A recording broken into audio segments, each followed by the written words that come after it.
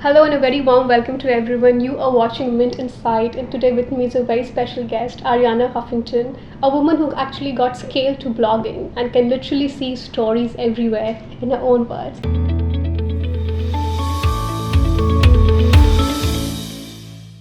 Talking a little about what you really do, what you're doing right now with your wellness startup Thrive Global. You are a big advocate of sleep and personal wellness, right? Work-life balance. But in India and other countries also, we tend to romanticize hard work. In fact, Elon Musk, who is like a celebrated entrepreneur, who said that you can actually change the world only with 80 hours a week. So can your thought and his thought ever converge? Is it a reality? I think they absolutely converge because what we do at Thrive, through our work with companies, through our media platform directly to consumers, is to make the clear scientific connection between wellness and performance. I work very hard. If you look at my schedule, the difference is refueling and renewing myself and rejuvenating myself, and that doesn't take a long time, but you have to be very intentional and conscious about it. Sleep is one part, meditation is another part.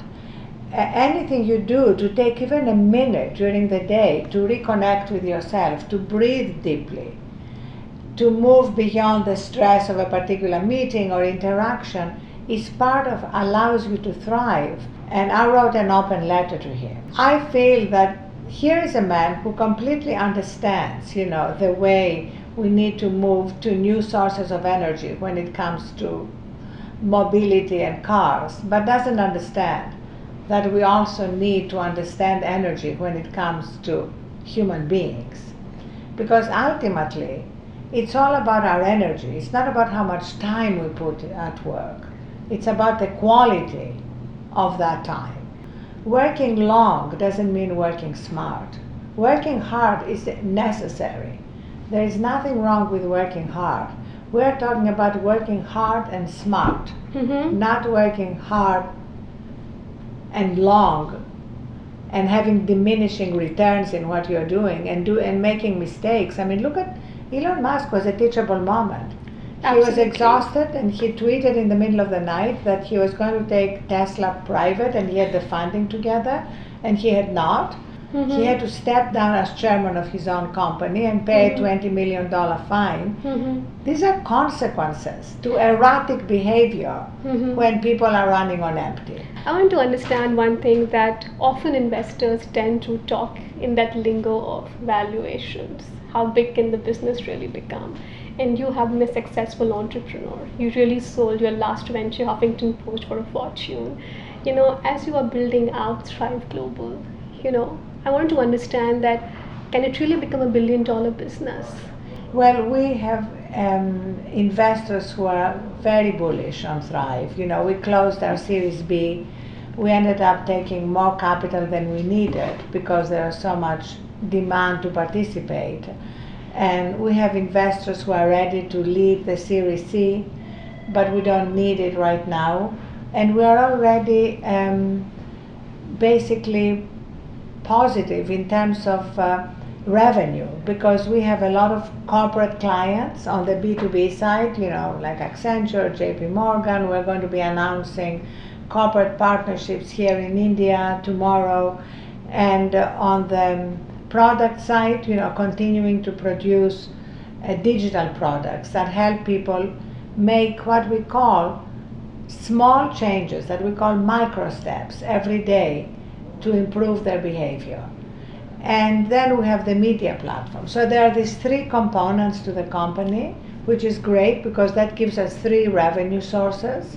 Every day, what we are about becomes more and more needed because the casualties are proliferating. True. The mental health crisis, depression and anxiety escalating in India among millennials. It's just absolutely heartbreaking that this is going on, and that people actually need help in putting their own stresses in perspective, and the small microscopic changes allow them to do so.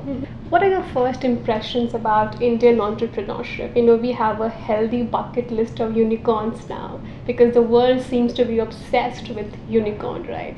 In fact, I remember there was this word used, hustle porn, right? Because everybody likes hustling, and hustle is a big buzzword in India also. We have about 24 unicorns. You think that as these startups are growing, it's extremely important that they take care of some of these parameters that you just mentioned? If they want to be sustainable, yes. And if they want just to be a firework in the sky, it doesn't matter. But I think every good entrepreneur I have met, and I've met many in India, wants a sustainable business. That's really how you build an amazing company and an amazing legacy. Interesting. My rapid fire questions for you. Your first thing that comes to your mind when I say the following, your favorite startup in India? I love Paytm. Okay. And I'm impressed by the founder. Okay. Your high point in your career? Believe it or not, my high point was surviving a rejection when I wrote my second book in my 20s, and it was rejected by 36 publishers, and I ran out of money. And the fact that I didn't give up on becoming a writer was a high point, because when I speak and when I write, I always want to remind people that failure is a part of any career journey, and not to be completely overcome by failure. Your thoughts on Elon Musk? I think Elon Musk is an amazing visionary, and I think he would be even more amazing if he gave himself some time to recharge, to spend more time with his 5 wonderful children, and to return to Tesla renewed. Okay, Arianna Huffington's definition of the good life. The good life is not just money and power. The good life includes well-being, wisdom, wonder, and giving. Thank you so much, Arianna. Thank you so much for talking to us. Thank you so much. Thanks.